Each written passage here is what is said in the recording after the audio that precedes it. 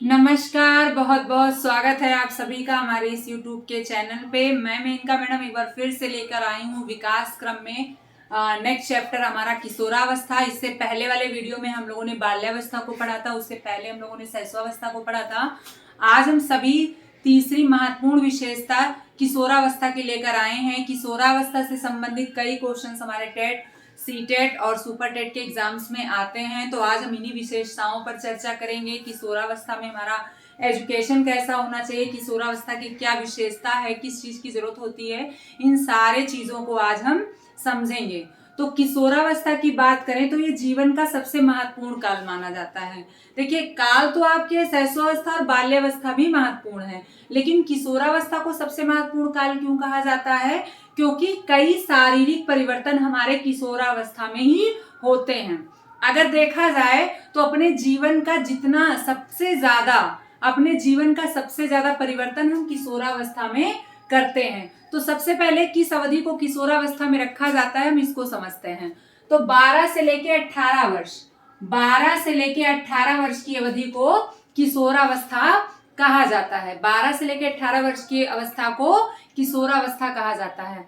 इसमें संवेगों में उथल पुथल, शारीरिक परिवर्तन, मानसिक विकास, कई ऐसे बदलाव देखने को मिलते हैं। इसीलिए हमारे स्टेनले महोदय कहते हैं, स्टेनले हॉल महोदय की परिभाषा भी आती है कि आंधी तूफान व संघर्ष की व तनाव की अवस्था कौन सी अवस्था है? तो आपका कौन सी अवस्था है? किशोरावस्था। आंधी तूफान, संघर्ष और तूफान की अवस्था किशोरावस्था। इसी संदर्भ में जीन प्याजे कहते हैं कि औपचारिक संक्रिया की अवस्था है। औपचारिक संक्रिया या परिचालन की अवस्था किसको कहा जाता है? तो किशोरावस्था को कहा जाता है। और यह जीवन का सबसे कठिन काल है, सीखने की दृष्टि से भी और हर तरीके से ये जीवन का कठिन काल है। कौन सा काल है बेटा? कठिन काल। शैशवावस्था आपका आदर्श काल था, बाल्यावस्था आपका अनोखा काल था, और किशोरावस्था आपका कौन सा है? कठिन काल।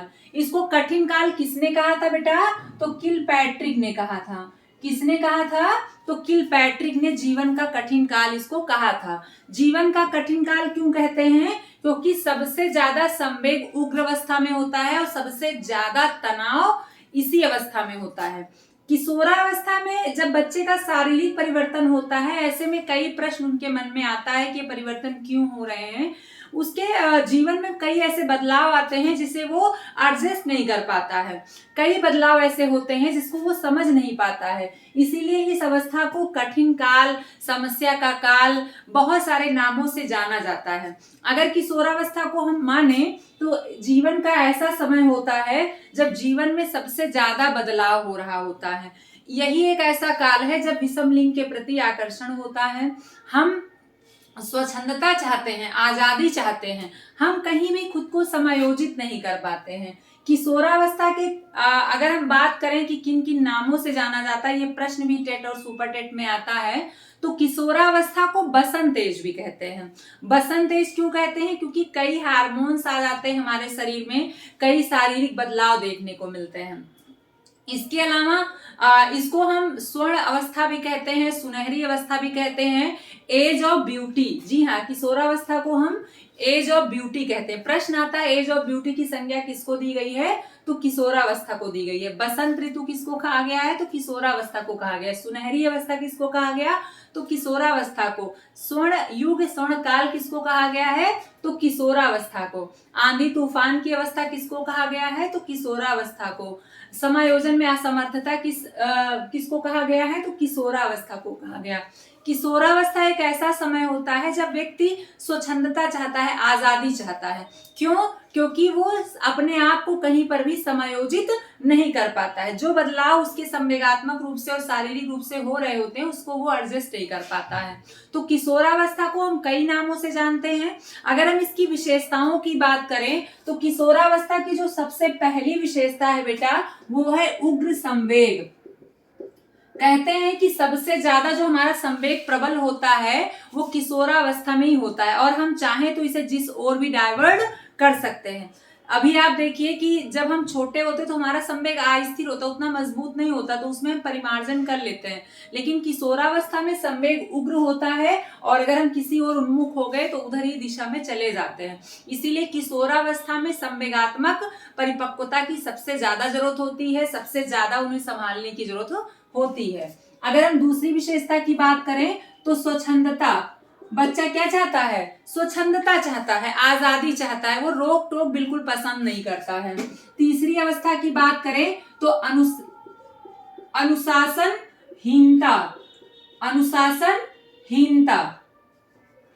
अनुशासनहीनता होती है, वो किसी भी चीज को मानने को तैयार नहीं होता है। इसके अलावा शारीरिक परिवर्तन, किशोरावस्था में कई प्रकार के शारीरिक परिवर्तन देखने को मिलते हैं। इसके बाद यौन आकर्षण, इसमें क्या होता है? यौन आकर्षण होता है, विषम लिंग के प्रति अट्रैक्ट होने लगते हैं। इसके बाद मानसिक विकास, इनका मानसिक विकास लगभग हो चुका होता है, मानसिक विकास इनका लगभग हो चुका रहता है। इसके बाद आदर्शों और मूल्यों में संघर्ष, आदर्शों एवं मूल्यों में संघर्ष।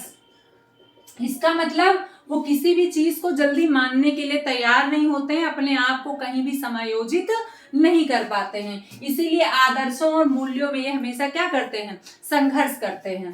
कल्पना की प्रधानता, इनमें क्या होती है बेटा? कल्पना की प्रधानता होती है। दिवा स्वप्न, इनमें क्या होता है? दिवा स्वप्न होता है। दिवा स्वप्न का मतलब होता है दिन में सपने, लेकिन अगर इसका वास्तविक अर्थ देखा जाए तो जो चीज पूरा ना हो उसे हम कल्पना करके पूरा कर लें, उसी को हम क्या कहते हैं? दिवा स्वप्न। और इसमें कल्पना की बहुलता पाई जाती है। इसके बाद उदासीनता, ये सारे गुण बेटा किसके हैं?